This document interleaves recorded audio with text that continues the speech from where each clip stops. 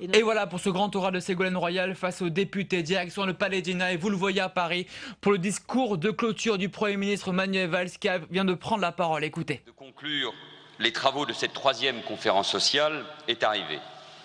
Et je tiens à remercier encore une fois le Conseil économique, social et environnemental et son président pour leur hospitalité, pour leur accueil, dans un lieu, vous me le disiez, Monsieur le Président, propice au débat apaisé.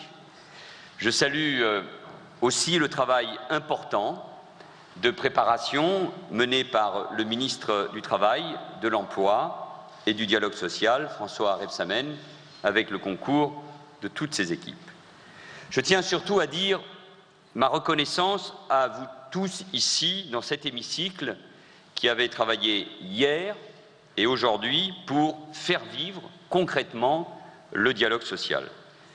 Merci aussi aux facilitateurs qui nous ont aidés à accoucher d'une synthèse utile de chacune des tables rondes. Mais en réalité, il ne s'agit pas de conclure, mais d'ouvrir une nouvelle page de notre agenda de travail pour l'année à venir. La conférence sociale est un moment fort et utile dans un processus de travail permanent entre partenaires sociaux, collectivités et gouvernements. Le président de la République l'a rappelé ici même, hier. Beaucoup des grandes réformes qui ont marqué le début du quinquennat sont nées des travaux conduits avec vous, dans cette enceinte, à l'occasion des deux premières conférences. Sécurisation de l'emploi, rapport Gallois et pacte de compétitivité, formation professionnelle, démocratie sociale, avenir des retraites. C'est ici que tous ces sujets ont été ouverts, discutés, disputés parfois. Ils sont devenus depuis des réalités concrètes qui font et feront, à mesure de leur montée en puissance, le quotidien des salariés et des entreprises.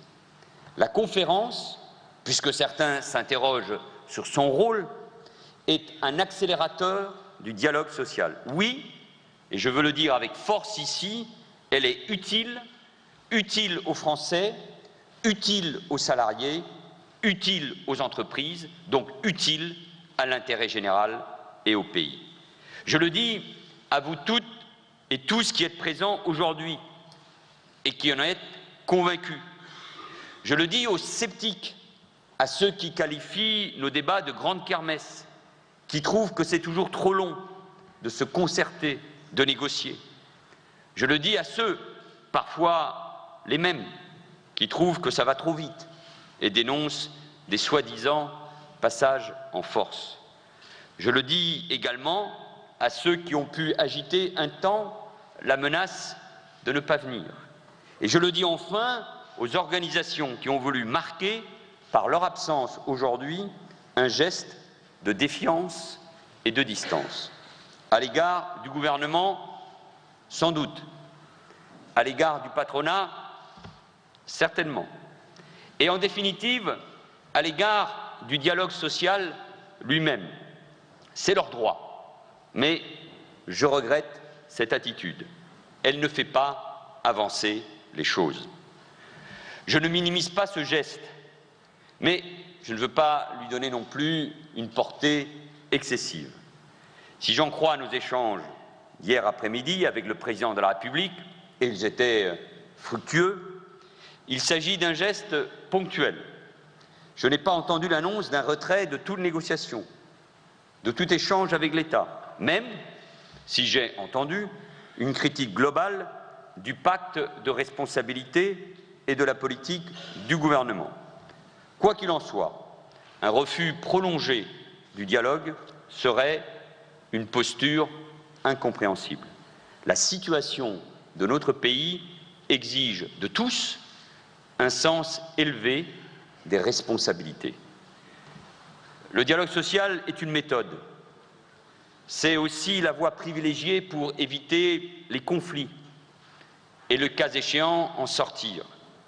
Pas le renoncement à la réforme, Pas le refus de dire la vérité, pas le pourrissement, pas la démagogie. Le dialogue pour avancer vers des solutions durables, des solutions justes. Qu'il s'agisse de la SNCF, des intermittents du spectacle ou de la SNCM, pour ne prendre que des exemples dans l'actualité.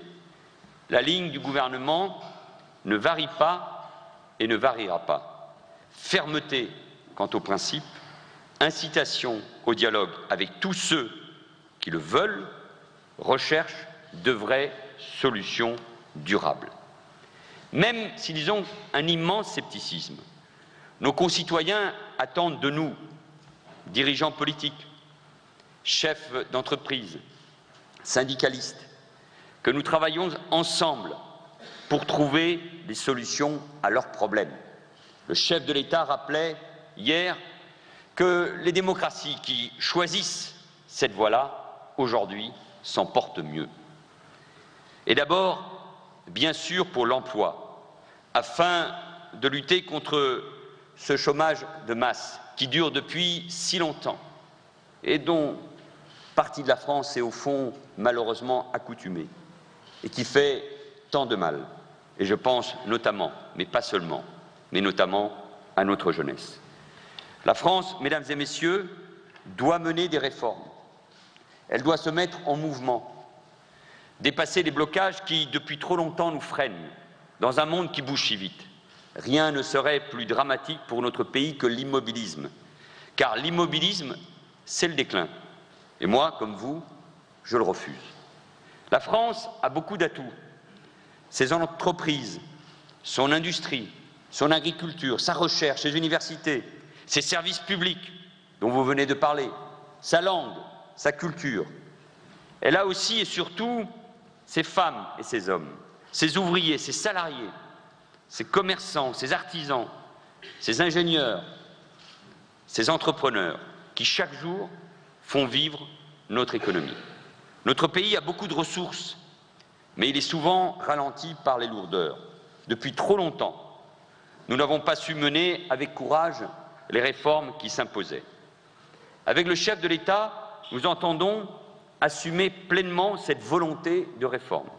Il faut avancer. Je le dis au patronat, aux organisations syndicales, aux élus, aux administrations de l'État, bien sûr, car les conservatismes existent partout.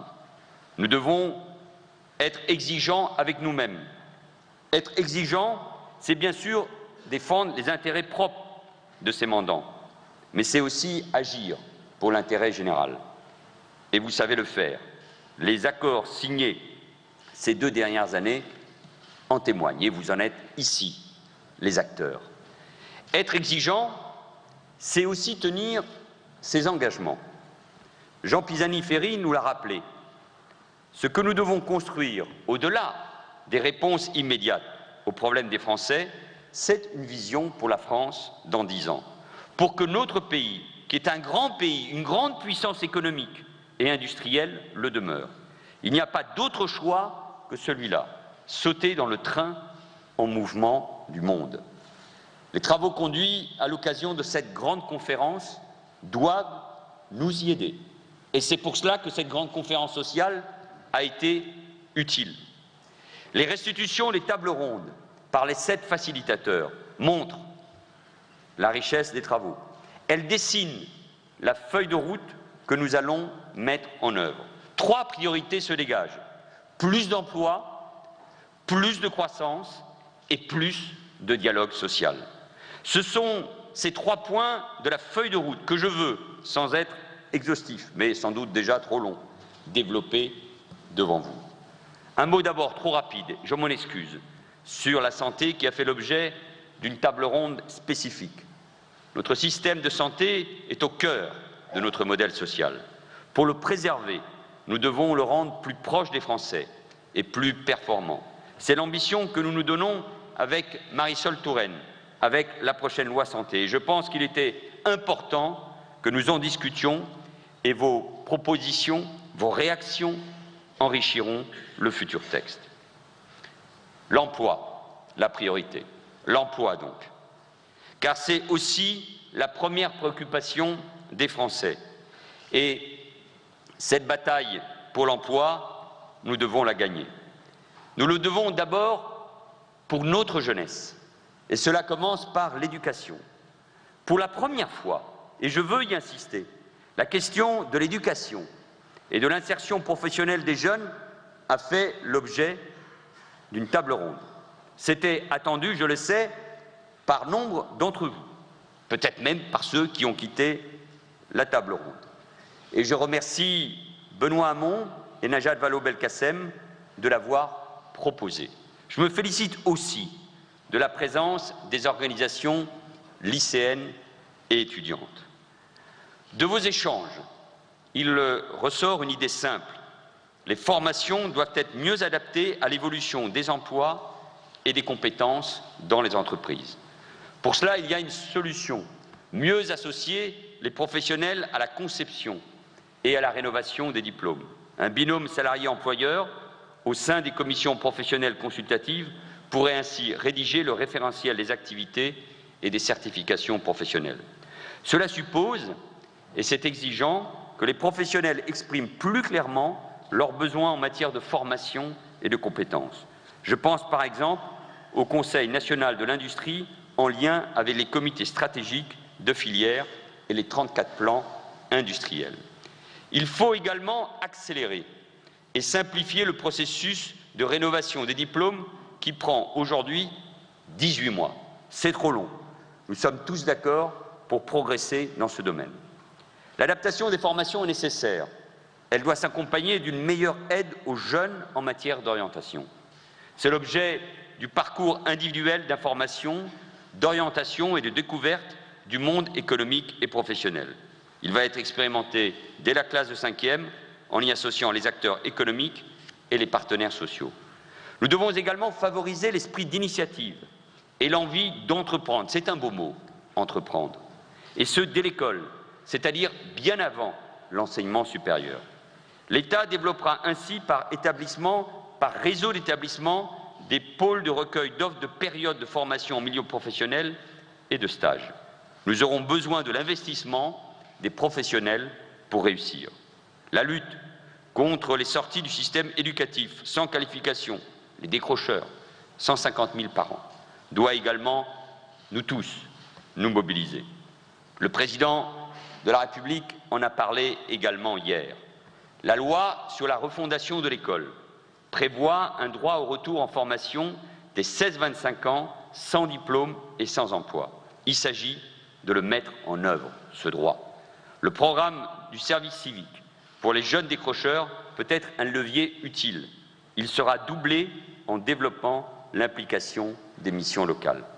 Un accompagnement précoce des étudiants en situation d'échec, qui est un drame pour notre université, est aussi souhaitable et doit être développé avec un engagement tripartite. D'abord, du jeune lui-même pour se réorienter. Ensuite, de l'enseignement supérieur, qui doit apporter l'appui d'un tuteur pédagogique. Et enfin, de l'entreprise qui offre stage et période d'immersion professionnelle. Je sais qu'ici, dans cette salle, dans cet hémicycle, nous en sommes tous persuadés.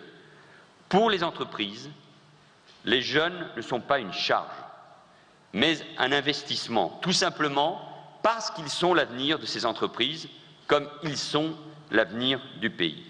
Nous avons tous une responsabilité, partenaires sociaux, collectivités, en particulier les régions et l'État.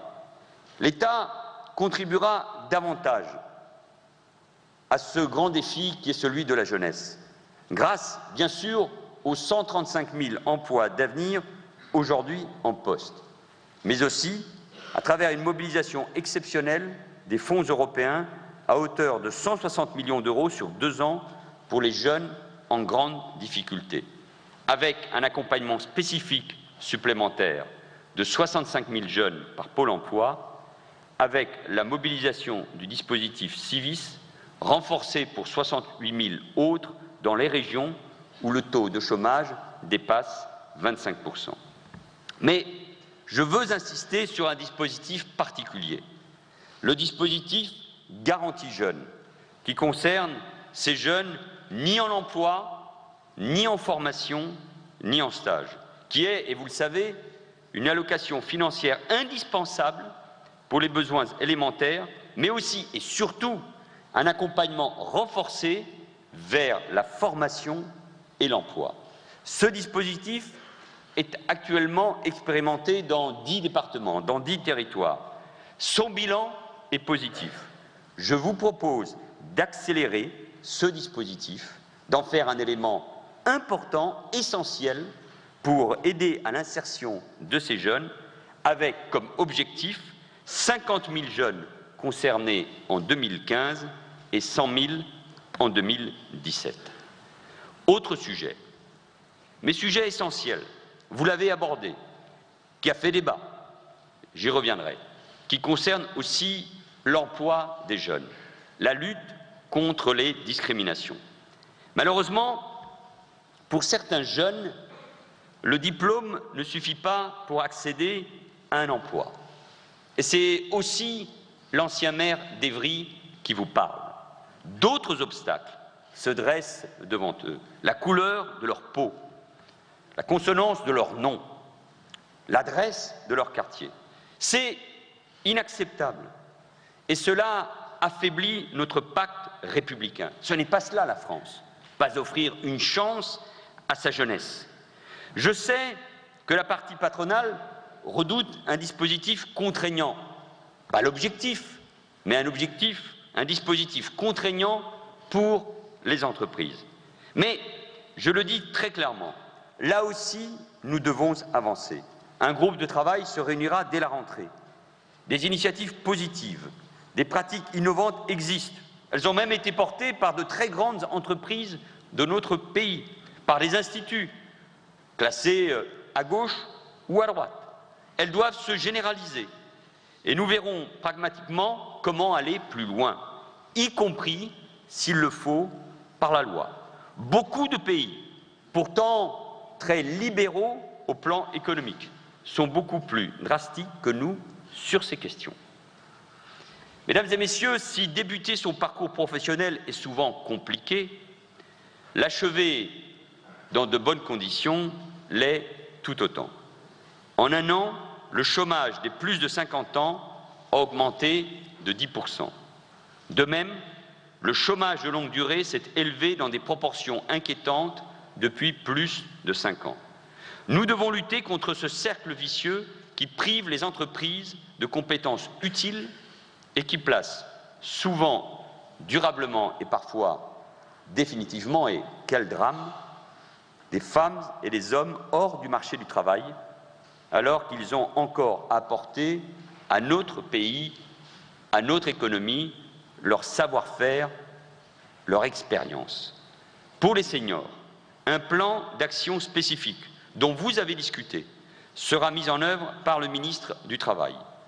Pôle emploi étendra son accompagnement renforcé pour qu'il concerne 270 000 demandeurs d'emploi particulièrement éloignés de l'emploi, soit 80 000 de plus qu'aujourd'hui.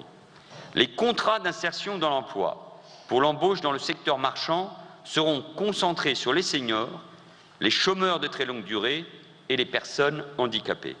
Le président de la République a indiqué que 80 000 de ces CIE seront déployés en 2015. Mais, vous l'avez dit, il nous faut aussi innover.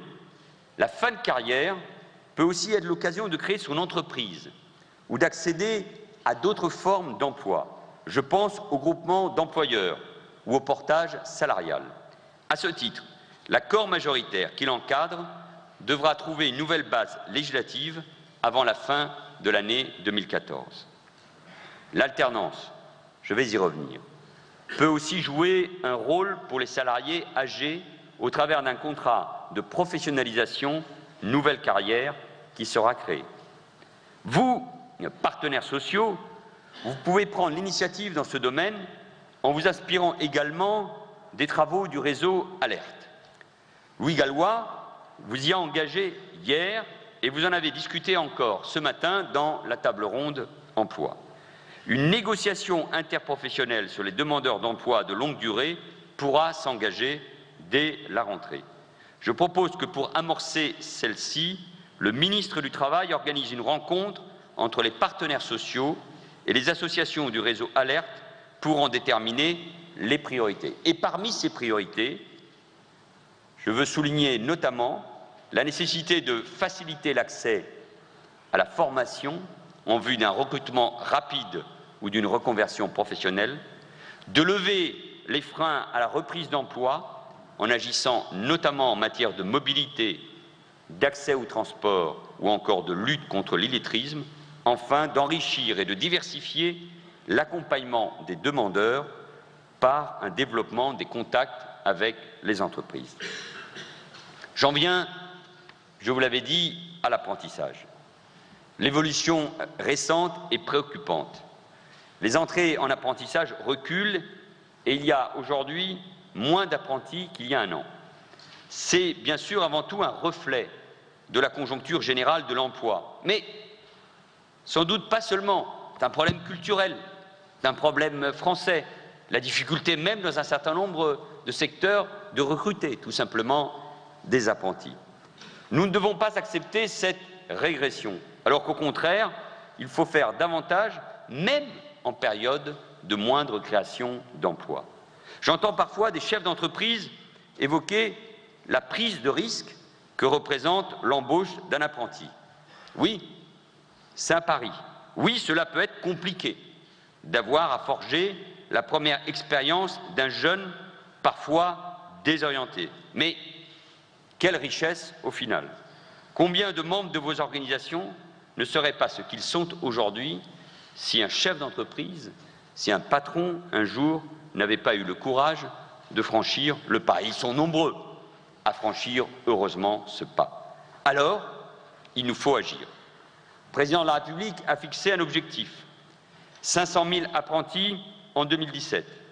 Et il a proposé, à la suite de nos échanges d'hier après-midi, vous voyez, ces échanges étaient utiles, la tenue d'une réunion à haut niveau dès le mois de septembre pour lever tous les obstacles structurels qui freinent la progression de l'apprentissage. Je ne vais pas tous les évoquer puisqu'ils seront traités au mois de septembre. Mais j'en évoquerai quelques-uns et, Monsieur le Président, je m'inspirerai aussi, et le gouvernement s'inspirera des travaux que vous m'avez donnés il y a un instant. Les leviers actionnés s'inscrivent dans le temps d'une réforme en profondeur, attendue depuis longtemps d'ailleurs, initiée par la réforme du financement de la loi du 5 mars 2014 et qui doit se prolonger dans d'autres domaines. En premier lieu, le rôle de l'éducation nationale. Vous en avez parlé dans la table ronde dédiée. Il faut d'abord continuer d'œuvrer pour changer l'image de l'apprentissage et pour mieux l'intégrer au parcours éducatif et à la politique d'orientation à tous les âges.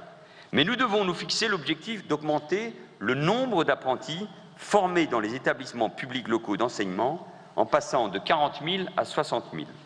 Mais l'éducation nationale doit aussi orienter davantage vers l'apprentissage et elle associera les professionnels, salariés comme employeurs, à la construction et à l'évolution du contenu des formations. Deuxième levier structurel, le développement de l'apprentissage dans le secteur public. Le président de la République en a également parlé hier. Aujourd'hui, l'apprentissage y est extrêmement peu présent, 700 apprentis seulement dans la fonction publique de l'État. L'objectif est simple, ambitieux, mais nous pouvons l'atteindre. Il faut faire beaucoup plus, 10 000 à la rentrée 2016, 15 fois plus en 2 ans. C'est extrêmement ambitieux. Pour cela, nous devons lever les contraintes de gestion qui bloquent aujourd'hui le développement de l'apprentissage dans la fonction publique d'État. Ainsi, les schémas d'emploi qui s'imposent au ministère n'intégreront plus les apprentis. Troisième levier structurel, le cadre réglementaire applicable aux embauches en apprentissage, en particulier des jeunes mineurs, pour concilier au mieux la prise en compte de leur jeunesse. Ce sont encore des adolescents et des contraintes qui reposent sur les employeurs. Dernier levier enfin, la question du statut des apprentis, en particulier de leur rémunération. Sur ces points structurels, je le disais, le rendez-vous de septembre permettra d'enregistrer les premières avancées suite à vos échanges de ce matin et d'accélérer leur mise en œuvre. Vous avez des propositions, vous avez de l'imagination, vous nous le dites. Eh bien, c'est le moment de le démontrer. Mais sans attendre, il nous faut nous mobiliser pour réussir la rentrée de l'apprentissage et engager le mouvement qui doit nous permettre d'atteindre l'objectif des 500 000 apprentis. Pour cela, plusieurs mesures financières seront mises en œuvre. 100 millions d'euros issus des fonds européens seront dédiés dans les 2 ans qui viennent à l'insertion des jeunes, en particulier les apprentis. Des appels à projets permettront d'aider les jeunes face aux problèmes très concrets qu'ils rencontrent. Permis de conduire, hébergement, financement des premiers équipements. Par ailleurs, 80 millions d'euros financeront de nouvelles formations et l'augmentation des capacités d'hébergement dans le cadre du programme d'investissement d'avenir. Enfin, comme vous le savez, les branches professionnelles doivent négocier pour fixer les objectifs de développement de l'apprentissage.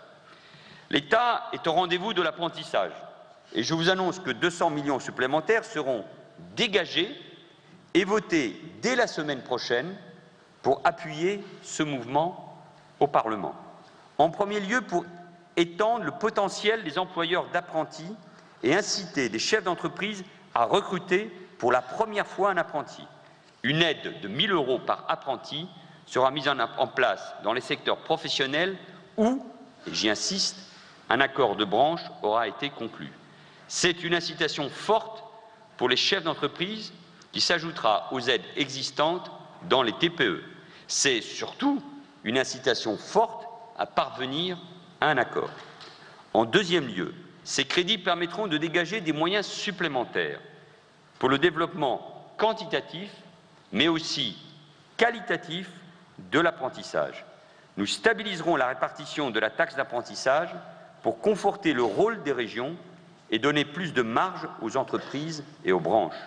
Naturellement, ces dernières devront s'engager sur de véritables contrats de progrès, augmentation du nombre d'apprentis, mais aussi valorisation et formation des maîtres d'apprentissage, accompagnement des CFA pour trouver des employeurs, prévention des ruptures, mixité, des recrutements, embauche des jeunes issus des zones urbaines sensibles. Ainsi, tous les outils seront en place, et au-delà de ceux qui seront évidemment encore proposés en septembre, pour réussir pleinement le développement de l'apprentissage. Mesdames et messieurs, pour être efficaces, les politiques de l'emploi ont besoin, vous le savez, de croissance. Et c'est un fait. Sans croissance économique suffisante, pas de création d'emplois en nombre, et donc pas de baisse de chômage. Le président de la République l'a dit, c'est d'abord le défi de la croissance en Europe que nous devons relever. Une nouvelle commission va prendre ses fonctions. C'est une opportunité pour changer les choses et se donner des objectifs ambitieux. C'est notamment la mission de Michel Sapin et d'Harlem Désir qui animait une table ronde sur ce sujet. Il faut une initiative de croissance au niveau européen pour notamment améliorer le financement des entreprises et en particulier des PME. De nouveaux canaux doivent être mis en place pour orienter l'épargne vers les financements long terme. Il faut faciliter le rachat par la BCE de prêts aux entreprises et adapter les réglementations. Cette initiative de croissance aura également pour but une meilleure coordination des politiques économiques et budgétaires entre les pays membres. Les règles budgétaires devront d'ailleurs être plus favorables, plus souples, plus flexibles, comme on dit aujourd'hui, à l'investissement et à l'emploi. Il en va d'ailleurs du projet européen. Enfin, il faut un programme d'investissement ambitieux. Le ministre de l'économie et du redressement productif y insistera sans doute dans 2 jours. Sur 5 ans, en matière d'énergie, de numérique, de recherche, d'innovation, d'emploi des jeunes, il faut soutenir la croissance au niveau européen. Nous vivons dans la zone euro avec une croissance nulle depuis des années. Et à l'exception du Japon, nous sommes les seuls à avoir connu cette situation au niveau de la planète. Ce programme s'appuiera sur des financements publics, de la BEI notamment, privés, et sur le lancement, nous en sommes convaincus, et c'est nécessaire, d'une nouvelle phase de Project Bonds. Je sais que les syndicats européens, tous d'ailleurs, se sont beaucoup investis dans cette démarche dans le cadre de la CES. Si tous avaient été là, chacun aurait pu constater l'accord de tous sur ce sujet-là. Les syndicats ont fait des propositions intéressantes. Oui, il nous faut une Europe de l'industrie. Oui, il nous faut un programme d'investissement européen mobilisant la BEI. Travaillons ensemble pour donner corps à ces propositions. Et c'est comme cela que nous relancerons le projet européen et que nous l'inscrirons à nouveau, car c'est essentiel, dans le cœur des peuples. Relancer le projet européen, c'est aussi lutter contre le dumping fiscal et social. C'est également œuvrer pour les droits des salariés européens. Je pense en particulier, vous l'avez évoqué, au salaire minimum, sans lequel la mobilité des travailleurs est facteur de déséquilibre. Les pratiques de détachement qui fragilisent encore certains secteurs, et je pense notamment à l'agriculture, en sont une illustration.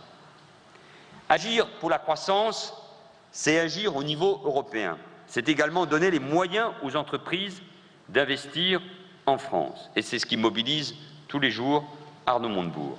Le président l'a annoncé hier. Il réunira à l'automne les assises de l'investissement dans la perspective d'adapter tous nos dispositifs de financement pour que l'économie réelle en soit la seule bénéficiaire.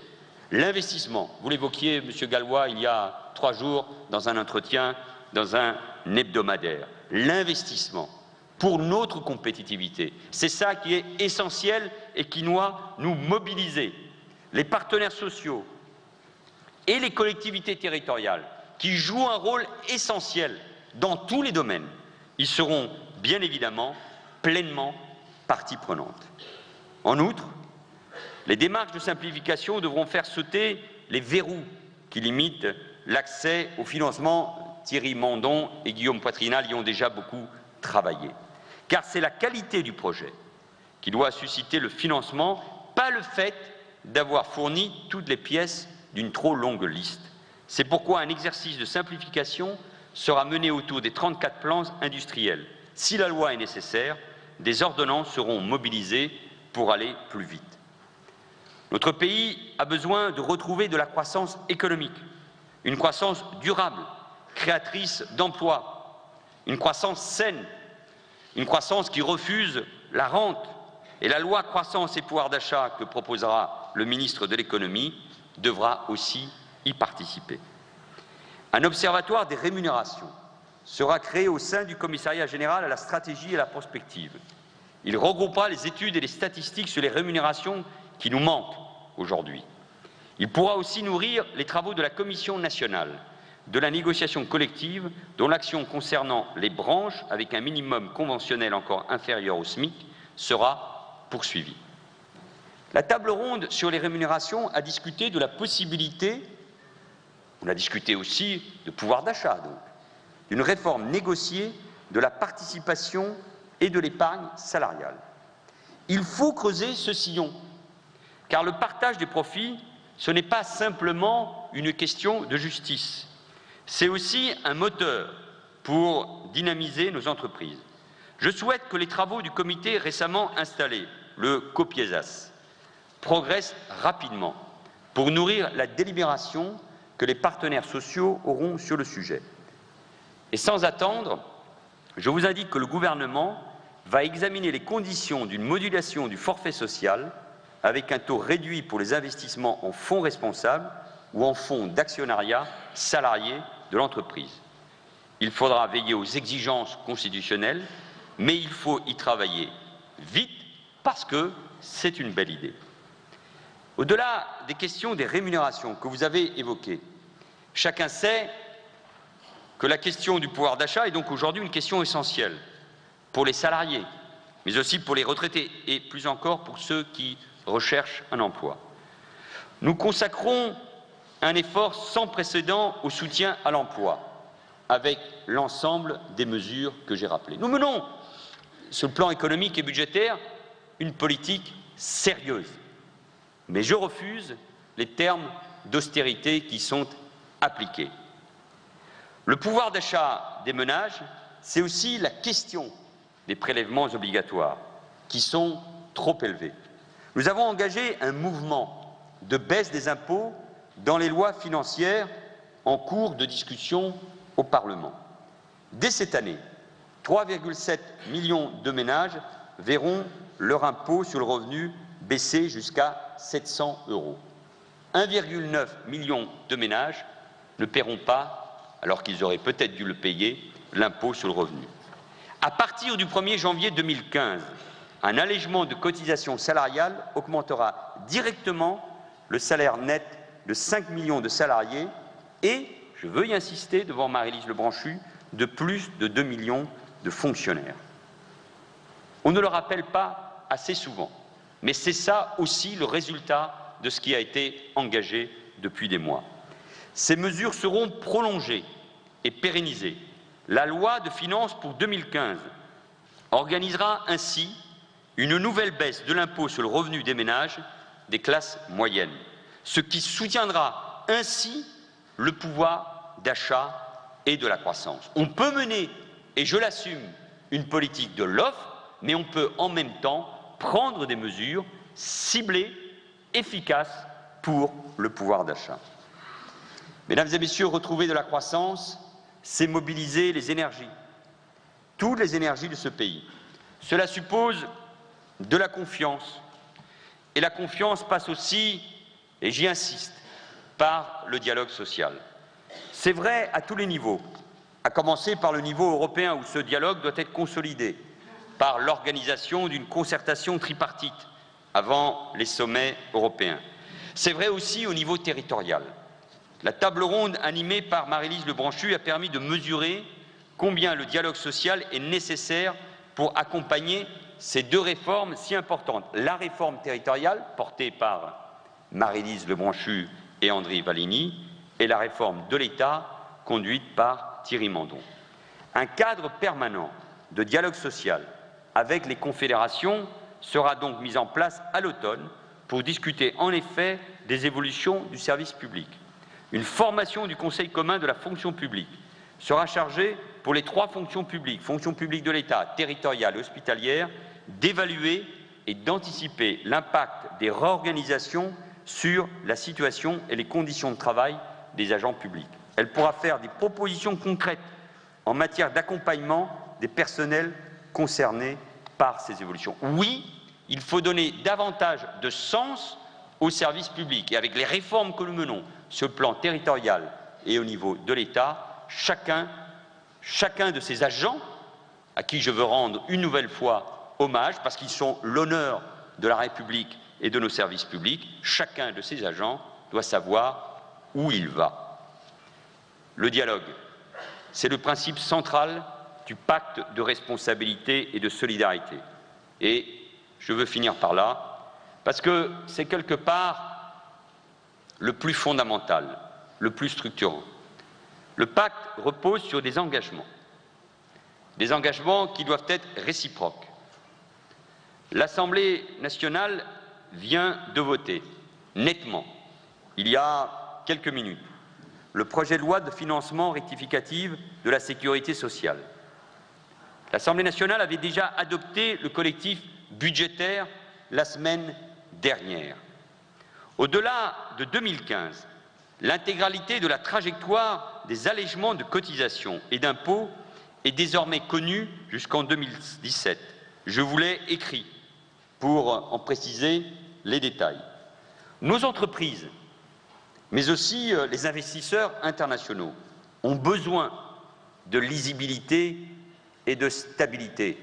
Nous avons beaucoup parlé de compétitivité, mais l'attractivité est évidemment un élément essentiel pour notre économie, pour nos industries et donc pour l'emploi.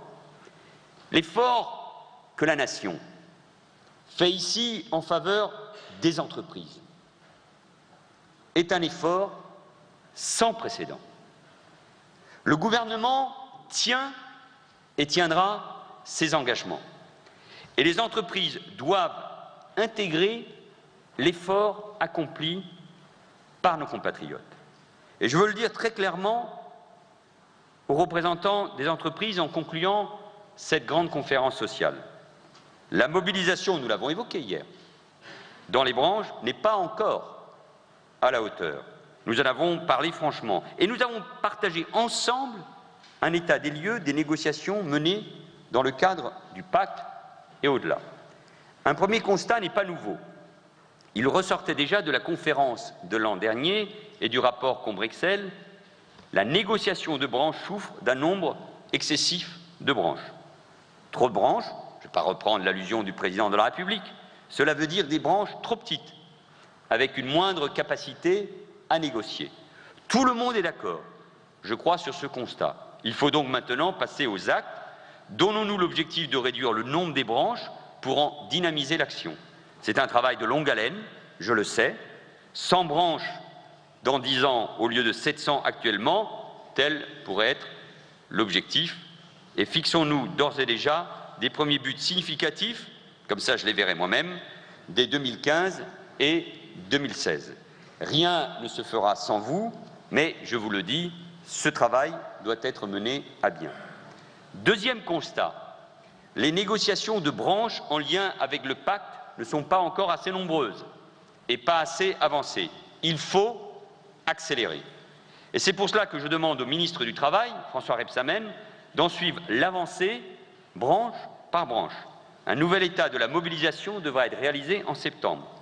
Et je ne doute pas que des progrès significatifs, j'ai entendu hier les engagements, auront été réalisés d'ici là. Plus largement, et comme vous l'avez souhaité, nous devons mieux suivre les aides aux entreprises. Les missions du comité de suivi du CICE seront donc élargies afin de réaliser un suivi global de l'utilisation des aides aux entreprises. Il ne s'agit pas d'être dans la méfiance, il s'agit d'être efficace. Animé par le Commissariat général à la stratégie et à la prospective, il permettra aux partenaires sociaux, mais aussi au pouvoir public et aux parlementaires, de disposer d'un outil d'évaluation pérenne de l'usage des aides et donc de leur efficacité. Enfin, il nous faut renforcer le dialogue social au cœur même de la vie des entreprises. Soyons lucides. La complexité est aujourd'hui une source de blocage des droits sociaux et du dialogue social. Il est perçu trop souvent par les chefs d'entreprise comme une contrainte, alors que le dialogue, ce devrait être une évidence. C'est un facteur de performance reconnu comme tel dans d'autres pays que le nôtre. Chaque salarié, y compris les salariés des TPE, a droit à une forme de représentation collective dans laquelle il doit se reconnaître. Parler des seuils. Je sais avec François Rebsamen que le sujet est sensible. C'est poser la question de la forme de représentation et de dialogue social la plus efficace. La plus efficace non pas formellement, mais réellement. Il ne s'agit pas d'avoir une représentation qui soit contournée ou qui soit dissuasive pour les petites entreprises en développement. Nous en avons parlé hier. Et je crois qu'il est possible de trouver un accord si chacun accepte cette idée de compromis positif et constructif. Pas moins de dialogue social, mais mieux de dialogue social. Je souhaite donc que les partenaires sociaux interprofessionnels s'emparent de cette question. Nous prendrons le temps de la concertation dans les jours, dans les semaines qui viennent. Et avec tous, nous définirons le document d'orientation que le ministre du Travail vous adressera en vue de cette négociation. Mesdames et Messieurs, vous le voyez, qui pouvait en douter? Nous avons besoin du dialogue social pour avancer, pour mettre la France en mouvement, pour accomplir ces réformes indispensables pour notre pays. Oui, la France doit de nouveau aller de l'avant. Et cette enceinte, Monsieur le Président, rappelle avec force quel est notre but commun. Le progrès. Progrès économique, progrès industriel, progrès technologique, mais aussi bien sûr progrès social, progrès environnemental, progrès énergétique. Je souhaite d'ailleurs que sur ces questions-là, les partenaires sociaux soient encore davantage impliqués dans la loi sur la transition énergétique. Ce sont les conditions d'un développement équilibré qui profitent à tous. Le progrès, c'est un mot que l'on a beaucoup utilisé, mais ce n'est pas un mot désuet, un mot du passé. Moi, je veux lui redonner toute son actualité, toute sa force. Le progrès, c'est cette magnifique aspiration qui a mis nos sociétés en mouvement et qui a fait grandir l'espoir des peuples. Cette aspiration qui n'est possible que si nous savons nous rassembler autour d'une grande ambition collective et au-delà de la situation économique. des difficultés dans la préparation de cette conférence. Moi, j'ai ressenti cette ambition collective, ici. La France, je vous l'ai dit, dois-je vous convaincre, est un grand pays. Mais trop souvent, il doute de lui-même. Il doute aussi de ses représentants, de ses représentants politiques, j'en suis un, mais aussi syndicaux, patronaux, associatifs. Dans cette crise de confiance qui traverse notre pays, les Français attendent de nous une attitude responsable. Quand ils sont si nombreux à se détourner des urnes, nous devons entendre le message et modifier nos pratiques. Et c'est comme cela que nous rétablirons la confiance. Et moi, j'invite à avoir confiance dans nos entreprises, dans nos entrepreneurs, dans les salariés qui font vivre ces entreprises, car ce sont ces entreprises qui créent de la richesse et de l'emploi. Sortons des conservatismes, des antagonismes absurdes qui visent à opposer l'entrepreneur et les salariés. Bien sûr qu'il y a des conflits, bien sûr qu'il y a des intérêts différents, mais il est temps maintenant de sortir des postures et par votre présence, sans rien enlever à vos convictions, à la défense de vos intérêts, sans rien enlever à la défense de vos propositions. Vous avez montré ici que vous souhaitiez faire vivre cet intérêt général et aller de l'avant. Pendant ces 2 jours, nous avons défini une feuille de route, qui doit être complétée, mais elle nous engage. Soyons donc à la hauteur de cette exigence parce qu'elle nous engage devant les Français. Et sachons donc nous élever, nous dépasser. Nous dépasser pour que la France elle-même se dépasse. Ce que Jean Pisani-Ferry nous a dit hier soir doit nous guider. Et j'ai bien lu l'ensemble de son rapport. La performance économique est importante, mais elle ne peut pas être un but en soi. Elle est au service d'un projet de société.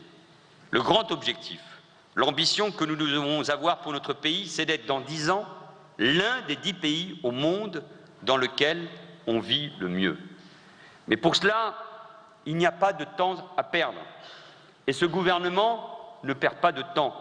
Mise en œuvre du pacte de responsabilité et de solidarité, vote du confiance pour mon gouvernement, vote du programme de stabilité, vote du collectif budgétaire et du collectif concernant le financement de la sécurité sociale, vote de la réforme ferroviaire.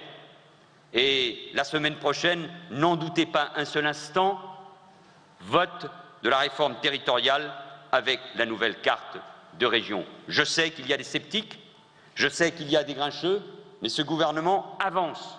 Mais il ne peut pas avancer seul. Il doit avancer avec les partenaires sociaux. Il doit avancer avec toute la société.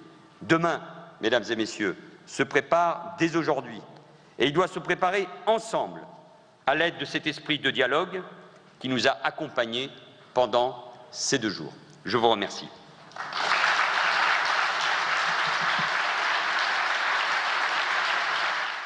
Et voilà pour ce discours du Premier ministre en clôture de la conférence sociale. Sur la forme, Manuel Valls est revenu sur le boycott de 4 syndicats sur 8. Un refus prolongé du dialogue serait une posture incompréhensible. La ligne du gouvernement ne varie pas et ne variera pas. Et sur le fond, il a annoncé 200 millions d'euros supplémentaires pour l'apprentissage. Ça sera voté dès la semaine prochaine. Toujours avec moi sur ce plateau, politologue et consultant pour LCP Roland Quérol. Vous avez suivi avec moi ce discours du Premier ministre. D'abord, sur la forme, j'ai rappelé les 2 phrases clés de ce discours de Manuel Valls.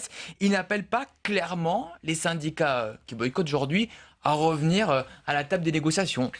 Non, il a l'air de considérer que chacun a la possibilité de répondre comme il l'entend à l'offre qui reste sur la table, tout en souhaitant évidemment qu'il se joigne aux prochains dialogues sociaux qui seront organisés. Comme si, petit à petit, chemin faisant, Manuel Valls, le Premier ministre, songeait que finalement, ceux qui veulent jouer le jeu du dialogue social le feront, et que c'est avec eux qu'on avancera. Parce que de toute façon, et il l'a dit avec une certaine fermeté pendant tout le discours. Il s'agit d'avancer. Il s'agit maintenant d'avancer, de mettre la France en mouvement. Il peut avancer sans la CGT, sans FO, sans FSU et sans Solidaire? Il sait bien que c'est difficile, mais il sait bien aussi qu'il ne les aura pas forcément sur des textes centraux nationaux. Il l'a dit à un moment aux gens qui sont dans la salle. Vous négociez et vous participez à des accords toute l'année. Ça ne veut pas dire que ce « vous-là » s'adresse à la CGT ou à FO ou à FSU quand ils sont au niveau national. Eh bien, grosso modo, on semble leur dire « tant pis, qu'est-ce que vous voulez? On ne peut pas vous forcer, si vous ne voulez pas, on essaiera d'avancer quand même les réformes. » Alors, 4 syndicats qui boycottent, c'est 1 sur 2, donc en conclusion. Est-ce que c'était un fiasco, cette conférence sociale, cette 3e édition de la conférence sociale?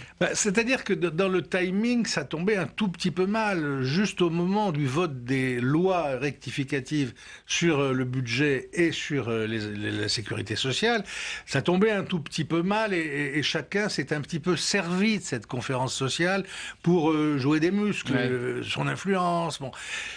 Je me demande s'il était très raisonnable de la maintenir à ce moment-là de l'année, parce que maintenant, ce que les Français disent, qu'ils soient pour ou contre le pacte de responsabilité, d'ailleurs, souvent ils ne savent pas très bien ce qu'il y a dedans, mais les Français disent beaucoup aux sondeurs, aux enquêteurs, bon, maintenant, il faudrait quand même qu'il y ait des mesures. Hollande nous en a parlé depuis décembre dernier, on est en juillet, ça continue à causer, on voudrait maintenant bien savoir ce qu'il y a dans le plan. Et je crois que ça, Manuel Valls, par le ton qu'il avait aujourd'hui, par la volonté d'aborder tous les sujets, il le sent. Il sent que l'heure n'est plus seulement aux négociations sociales, mais aussi aux décisions gouvernementales. Pour bien comprendre l'historique et le boycott des 4 syndicats, il y a eu une interview la semaine dernière dans Les Échos, signée Manuel Valls, où il affirme qu'il y a un report d'1 an du compte pénibilité, c'est pour les retraites, mais aussi une simplification annoncée du code du travail. Est-ce qu'aujourd'hui le gouvernement est plus à l'écoute du patronat plutôt que des syndicats de salariés?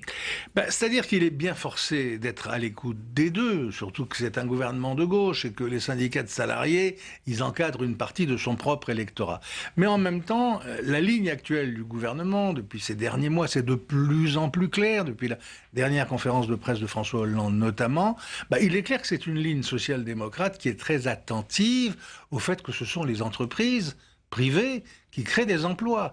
Et que si celles-là n'en créent pas, c'est pas simplement par l'emploi aidé qu'on va arriver à s'en sortir. Et donc il y a évidemment une écoute plus différentiellement plus intéressée du côté du patronat. C'est là qu'on a envie d'avoir le sentiment que ça va aller mieux.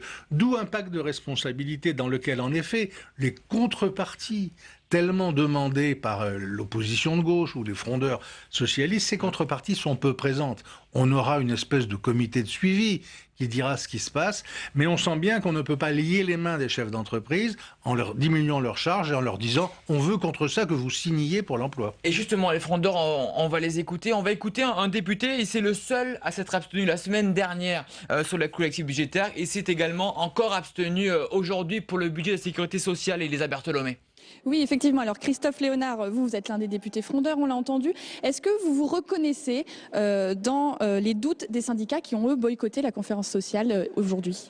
Écoutez, je crois que les syndicats qui ont boycotté la conférence sociale ont indiqué une inquiétude. L'inquiétude qui est la leur, c'est les résultats du pacte de responsabilité. Donc je crois que c'est ça qui leur importait. Puis surtout d'avoir un respect dans le dialogue avec le gouvernement. Donc je pense que cette inquiétude, je crois que c'est pas un geste anodin de la part des syndicats, notamment des deux importantes centrales que sont la CGT et Force ouvrière hier, et FSU ce matin. Je crois que c'est un signal qu'il faut entendre. On peut presque faire un parallèle entre les syndicats qui boycottent, les députés qui ne votent pas les textes budgétaires. Est-ce qu'il y a un malaise avec le gouvernement dans le dialogue social, justement? Non, je crois que tout à l'heure, le Premier ministre, dont j'ai entendu l'intervention, a dit le dialogue social, on doit renouer avec la confiance, et puis avec la confiance, aller vers le progrès. Donc moi, je suis député de la nation, député de la République. Je ne veux pas être dans jusqu'ici tout va bien, jusqu'ici tout va bien. Je crois que le dialogue social, il faut un nouveau contrat social. Et un contrat social, ce sont deux parties qui contractent entre elles. Aujourd'hui, le gouvernement met des choses sur la table. Ce que l'on attend, ce que j'attends en tant que parlementaire, député des Ardennes, c'est que les entreprises, les chefs d'entreprise soient aussi aussi au rendez-vous. Et quand je dis entreprise, c'est à la fois les apporteurs de capitaux, les dirigeants, les salariés, c'est l'unité économique entreprise qui soit à la hauteur du rendez-vous en ce qui concerne un environnement favorable à la création d'emplois. Et d'ailleurs, le Premier ministre l'a évoqué, ces objectifs, quels sont-ils? C'est chômage des jeunes, chômage de longue durée, chômage des seniors, apprentissage. J'ai cru entendre un petit peu le discours des frondeurs de la semaine dernière ou dans l'hémicycle au regard des amendements que nous avons portés. Donc, à certains égards, nous sommes en phase avec les objectifs, sauf que la différence qu'il y avait, c'était la volonté de l'inscrire dès maintenant et de ne pas attendre 2 mois ou 3 mois. Donc je crois que c'est ça qui est devant nous. Et en tous les cas, moi, je suis tendu vers ça, vers cet objectif. Merci Christophe Léonard d'avoir répondu à nos questions. Merci beaucoup Elisa Bertolomé. On va tout de suite prendre direction du Palais Jéna à Paris pour cette clôture de la conférence sociale. Et voici la première réaction syndicale à votre micro, Elsa Mandingava, votre invitée Carole Couvert, la présidente de CFE-CGC, qui n'a pas boycotté, je le rappelle, cette conférence sociale. Non, la CFE-CGC qui était là hier, qui était là aujourd'hui, et Carole Couvert qui vient juste de sortir du discours de Manuel Valls. Alors j'ai envie de vous demander, qu'en avez-vous pensé ? Eh bien écoutez, le gouvernement, le président de la République, le Premier ministre démontrent qu'ils sont enfin à l'écoute des classes moyennes au travers de 2 annonces. La première, c'est la baisse du forfait social pour tout ce qui va être dirigé vers l'impôt, vers la participation. Exactement, mais vers l'ISR, voilà. Et puis deuxième annonce, la baisse de la fiscalité des classes moyennes. Alors maintenant, je suis prudente en tant que présidente de la CFE-CGC. C'est une intention. Nous attendons la traduction concrète, mais déjà il y a un début d'écoute. Ça signifie que cette conférence sociale était bien utile, que le dialogue a été au rendez-vous, que l'écoute active était là. Maintenant, j'attends que le gouvernement passe des discours aux actes et que ces annonces pour les classes moyennes se traduisent en pouvoir d'achat supplémentaire parce qu'elles en ont vraiment besoin compte tenu du rabot fiscal depuis 2 ans. Cette baisse de la fiscalité pour les classes moyennes, vous nous disiez, c'est vraiment ce que vous étiez allé chercher ici à cette conférence sociale. Donc là, pour vous, c'est une victoire ? Alors, c'est une victoire. Ça démontre que le gouvernement entend la CFE-CGC, entend les salariés de l'encadrement des classes moyennes. Il y a eu également d'autres annonces très positives sur les jeunes, sur les seniors, sur l'Europe. Nous portons notamment un serpent fiscal et social depuis plus d'1 an. Il a été en partie repris. Donc là, on voit vraiment un gouvernement qui est en train de changer de braquet, qui mesure la difficulté des salariés des classes moyennes et qui a envie de répondre. Maintenant, encore une fois, prudence. Attendons la traduction dans la loi, dans des décrets pour que cela puisse rentrer en application et donc que ce gouvernement soit bien celui de tous les Français. Voilà, donc cette mesure, on parle de 200 millions pour l'apprentissage. Voilà, c'était vraiment baisse de la fiscalité des ménages, apprentissage, c'était vos dossiers. Oui, on était en priorité sur la baisse de la fiscalité pour redonner du pouvoir d'achat aux ménages. À côté, nous avons porté l'apprentissage notamment de 3e cycle pour qu'il retrouve toute sa place, que le rôle des tuteurs soit renforcé et que les entreprises mettent bien des promesses d'embauche par rapport aux apprentis. Sur les seniors, nous avons porté l'abondement du compte personnel de formation pour que l'employabilité soit au rendez-vous. Le gouvernement répond également présent. Sur l'Europe, le serpent fiscal et social et un dialogue social européen qui n'est pas encore complètement abouti. Et puis sur l'investissement, nous avons fait une proposition innovante d'une gouvernance du temps long, d'un capitalisme nouveau qui intègre l'intérêt d'un investissement qui peut parfois être sur 50 ans, donc sur les infrastructures, sur l'énergie, notamment au travers de modèles comme les sociétés coopératives d'intérêt collectif. Et là aussi, il y a eu un début d'écoute. Donc un gouvernement qui se met en position écoute active, maintenant, passage des discours aux actes, c'est là où nous jugerons l'efficacité de ce gouvernement. On a vu que Manuel Valls a commencé son discours en adressant un message à ceux qui avaient boycotté. La CFE-CGT n'a pas boycotté, mais quel est le regard que vous portez, vous, sur ce boycott? Vous nous parliez de division du syndicalisme français. Oui, bien écoutez, les réponses du gouvernement démontrent qu'on a eu raison de participer du début jusqu'à la fin de cette conférence sociale, de ne pas pratiquer la politique de la chaise vide. Les salariés attendent de nous du concret pour sortir de la crise, retrouver le chemin de la croissance. Le dialogue social, en tout cas dans sa composante réformiste, fait la démonstration ici de son utilité au service du collectif. Merci beaucoup Carole Couvert d'avoir réservé vos toutes premières réactions à la chaîne parlementaire. Merci beaucoup Elsa et merci également à votre invité. Vous le rappeliez Elsa, 2 annonces principales, Roland, lors de ce discours de clôture de Manuel Valls. D'abord la baisse promise de fiscalité en 2015 pour les classes moyennes et cette enveloppe de 200 millions d'euros pour les apprentis. Ce sera voté dès la semaine prochaine. Ce sont bizarrement, Roland, 2 demandes de l'opposition, cela. Oui, c'est des demandes en effet de syndicats de cadres modérés ou de l'opposition politique. En fait, c'est compliqué de terminer une conférence sociale et vous avez remarqué, ça se termine toujours plutôt bien pour les premiers ministres en place. On dit tiens, il semble avoir entendu. C'est que à la fin d'une conférence sociale, on dit ce qui a été entendu et on dit qu'on l'a entendu et on annonce des mesures, mais c'est pas encore les mesures. D'où cette espèce de litanie que font les syndicalistes après, qui disent ah, il semble avoir entendu, c'est très bien, on semble avoir marqué des points. On attend maintenant les résultats. C'est pour ça que l'histoire des apprentis va être tellement mise en avant, c'est que là, il y a des chiffres. Il nous dit, voilà, on met de l'argent sur la table, voilà 200 millions. L'État lui-même va faire quelque chose sur les apprentis dans les services publics. On apprend qu'il n'était que 700 sur l'ensemble de la France. Ça va passer à 10 000 à la rentrée 2016. Et puis on nous dit que des verrous juridiques vont tomber, qui vont permettre aux entreprises privées d'avoir plus d'apprentis. Mais évidemment, on ne nous dit pas lesquels. C'est toujours pareil. Il ne peut pas, à la fin d'une conférence sociale, avoir déjà, le Premier ministre, les réponses de textes de loi ou de décrets. Donc voilà, on a des annonces de ce type qui montrent dans quelle direction on va aller. Même chose pour la fiscalité des classes moyennes. On va réduire la fiscalité des classes moyennes pour quelques millions d'assujettis à l'impôt. Mais qui, quoi, quand, combien, ça on ne sait pas encore. Des paroles aux actes, donc merci beaucoup Roland Quérol d'avoir été mon invité cet après-midi et d'avoir commenté tous ces événements politiques cet après-midi à la fois dans l'hémicycle et au Palais Djenna. Merci également à Elisa Bertholomé à l'Assemblée, Elsa Mondin-Gava au Palais Djenna. Très belle suite des programmes sur LCP, 19h30, prochain point avec l'info politique. On reviendra bien évidemment avec Brigitte Boucher sur ce vote du budget de la sécurité sociale, mais aussi cette conférence sociale qui, selon Roland Quérol, finit mieux qu'elle a commencé. Merci à tous et à très vite.